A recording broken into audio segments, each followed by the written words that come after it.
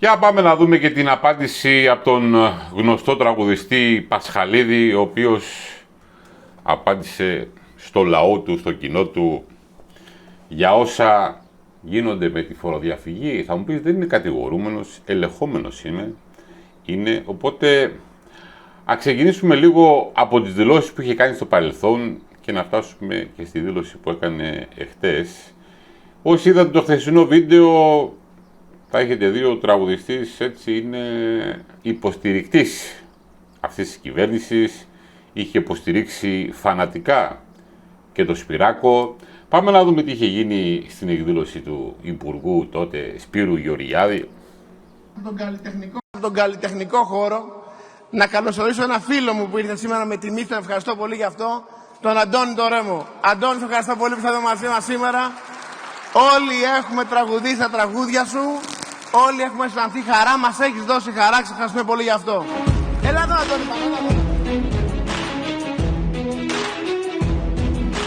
Και έτσι φέρονται οι φίλοι. Θα μου πεις τώρα που φτάσαμε σε αυτή τη χώρα να φορολογούμε τους πλουσίους, αν είναι δυνατόν. Στο παρελθόν επίσης ο κύριος Πασχαλίδης είχε υποστηρίξει τον ηθοποιό Φιλιππίδη. Για μένα ο Πέτρος είναι ένα καταπληκτικό παιδί. Θα μου πεις, αν θες το ρόλο, σκύψε να τον πάρεις. Είχε βγει και στην καινούριου στο παρελθόν, άμα θυμάστε, είναι σε αναγκαστικές διακοπές, γιατί δεν μπορούμε να δουλέψουμε κάτω από αυτές τις συνθήκες. Έκανε διακοπές στη Σαντορίνη το παιδί, φαντάζομαι με τις οικονομίες που μπορούσε να έχει. Είχε συναντηθεί και με τον Πρωθυπουργό, έτσι τον βλέπετε εδώ, συνάντηση που είχε κάνει. Είχε βγάλει και selfie στη Θεσσαλονίκη, λες τώρα προεκλογικά. Είχε βγει και είχε πει ο Μητσοτάκης δικαιούται την ευκαιρία να κυβερνήσει στο παρελθόν. Φανατικός της Νέας Δημοκρατίας.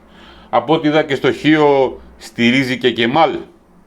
Ξέρω, το Οθωμανικό δίκαιο σε κάποιους μπορεί να αρέσει, έτσι, δικαίωμα του καθενός, δεν έχει να κάνει.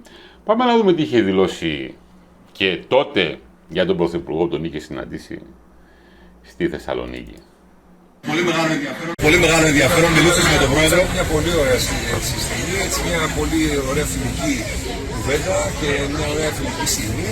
Και ήταν μεγάλη χαρά που μετά από πάρα πολύ καιρό συνάντησα τον Πρόεδρο και είπαμε τέτοια θέματα και για την πόλη και για την έτυχε.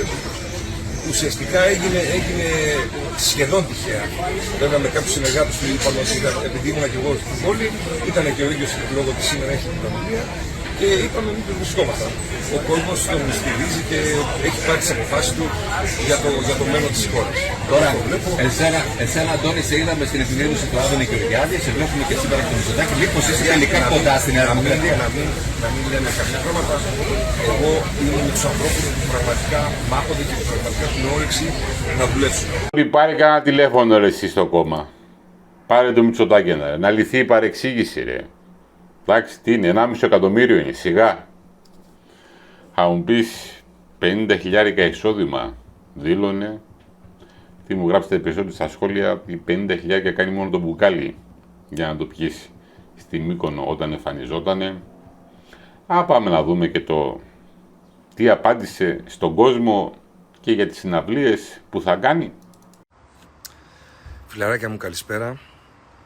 Λόγω των εξελίξεων των τελευταίων ωρών, τα τελευταία 24 ώρα λοιπόν που αντιμετωπίζω μια ιδιαίτερη κατάσταση, θέλω απλά να δηλώσω ότι έχω εμπιστοσύνη στους δικηγόρους μου και έχω εμπιστοσύνη στις ελεγκτικές αρχές, ότι όλες οι εξηγήσεις και όλα τα δικαιολογητικά θα δοθούν για να ξεκαθαριστεί και αυτή η κατάσταση. Θα ήθελα όμως να κάνω αυτό το βίντεο. Έχει 2 δικηγόρους, έχει βάλει. Που ό,τι είπε και ο Λιάγκας εχθές, δεν έχει να τους πληρώσει δανεικά. Δανεικά. Κομμένα πια τα δανεικά. Για να ενημερώσω τον κόσμο, γιατί υπάρχουν και συναυλίες που έρχονται, αρχής γενομένης από αυτήν που έρχεται την Δευτέρα στην Αθήνα, και όλες οι υπόλοιπες που έπονται θα γίνουν κανονικά. Νιώθω λοιπόν την υποχρέωση απέναντι σε αυτόν τον κόσμο που με αγαπάει και που με στηρίζει να βρεθώ μαζί τους. Από εκεί και πέρα η αλήθεια θα φανεί. Τώρα αυτές οι συναυλίες, αφού είναι μπλοκαρισμένοι οι λογαριασμοί του, πού θα πάνε τα λεφτά? Σε ποιανού το λογαριασμό θα πάνε? Το επιχειρηματία και να του τα δώσει μετά? Μην έχει και άλλα προβλήματα μετά, όχι τίποτα άλλο. Και πλέον δεν έχω τίποτα να κρύψω, δεν έχω τίποτα να φοβηθώ. Συνεχίζουμε και σας περιμένω στις συναυλίες, ειδικά Αθήνα και Θεσσαλονίκη και σε όλες τις πόλεις της Ελλάδος που θα τραγουδήσουμε. Σας περιμένω να τα πούμε από κοντά. Δεν φοβόμαστε τίποτα, δεν έχω να κρύψω τίποτα. Συνεχίζουμε. Καλά, σύμφωνα με τις αρχές, κάτι έχεις κρύψει, γι' αυτό και σε ελέγχουν κιόλας και σε έχουν παγώσει και τους λογαριασμούς. Αλλιώς δεν θα σε ενοχλούσανε. Ξέρω, σίγουρα πρέπει να βρεις καλύτερο λογιστή. Δεν στα κάνει καλά. Και σας περιμένω στις συναυλίες, ειδικά Αθήνα και Θεσσαλονίκη και σε όλες τις πόλεις της Ελλάδος που θα τραγουδήσουμε. Σας περιμένω να τα πούμε από κοντά. Δεν φοβόμαστε τίποτα, δεν έχω να κρύψω τίποτα, δεν έχω να φοβηθώ τίποτα. Θα τα πούμε στις συναυλίες. Φαντάζομαι δεν θα φοβηθείς τίποτα, θα λυθεί η παρεξήγηση, θα τα βρείτε κάπου στη μέση, κάτι θα πληρώσεις, θα μιλήσεις και με τα φιλαράκια σου κομπλέ. Φαντάζομαι ο κόσμος θα στηρίξει τον τραγουδιστή σε αυτή τη δύσκολη στιγμή. Έτσι, χρειάζεται τη βοήθειά σας και τα λεφτά σας πάνω απ' όλα. Θα κλείσω με Λιάγκας, μιας και αξιχτές τελειώσανε και Λιάγκας και καινούριο τελειώσαν όλες οι εκπομπές και ο Παπαδάκης. Έριξε μια βόμβα χτες η Άρια, η οποία ανέφερε ότι ελέγχονται κι άλλοι 2 τραγουδιστές και ένας παρουσιαστής, παρουσιάστρια στην τηλεόραση. Για πάμε να δούμε και να κλείσουμε με αυτό. Θέλω να επεκτείνουμε, περίμενε βρε Άρια, το ρεπορτάζ και να πούμε ότι σε επίρρωση του ρεπορτάζ αυτού υπάρχει πληροφορία ότι στο στόχαστρο της συγκεκριμένης αρχής είναι και άλλα δημόσια λαμπερά πρόσωπα. Πρόκειται για 2 πολύ γνωστούς τραγουδιστές, Γιώργο, και ένα Αντίστοιχου βελληνικούς. αντίστοιχου βελληνικούς. Και... Άραγε, ποιοι είναι αυτοί οι 2 τραγουδιστές? Αντίστοιχου βελληνικούς. Εντάξει, μη λέμε ονόματα, θα δούμε στην πορεία. Και ένα πολύ γνωστό πρόσωπο της ελληνικής τηλεόρασης.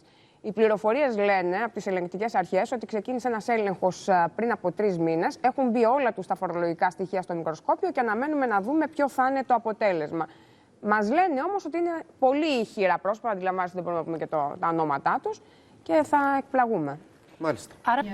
Οπότε θα έχει χεστεί η showbiz. Σου λέει τι γίνεται. Έχω να κάνω μια ερώτηση. Η δέσμευση των λογαριασμών μπορεί να γίνει ακόμη και αν δεν υπάρχει τίποτα μεμπτό. Τίποτα μεμπτό. Προληπτικά. Υπάρχουν ενδείξεις. Και σου λέει αυτός έχει κλέψει 1,5 εκατομμύριο, του δεσμεύουν τον λογαριασμό ώστε να μην μπορεί να του σηκώσει και αν αποδειχθεί ότι όντως έχει κλέψει, να του τα πάρουμε από την τράπεζα. Αυτή είναι η ιστορία. Και να μην τα με μετακινήσει πηγή ή να από βγάλει το στο Υπουργείο εξωτερικό. Οικονομικών και μου λέει η λέξη είναι προληπτικά. Έτσι ώστε να μην μπορεί ούτε να μεταβιβάσει, αλλά ούτε και να σηκώσει χρήματα από τους λογαριασμούς. Λοιπόν. Αυτό τώρα μου θυμίζει λίγο την ιστορία με τον μποξέρ ποινικολόγο που βρίσκεται στη φυλακή, ο οποίος τα είχε γράψει στη γυναίκα του γιατί ερχόταν η κατάσχεση. Αυτά και με τον γνωστό τραγουδιστή.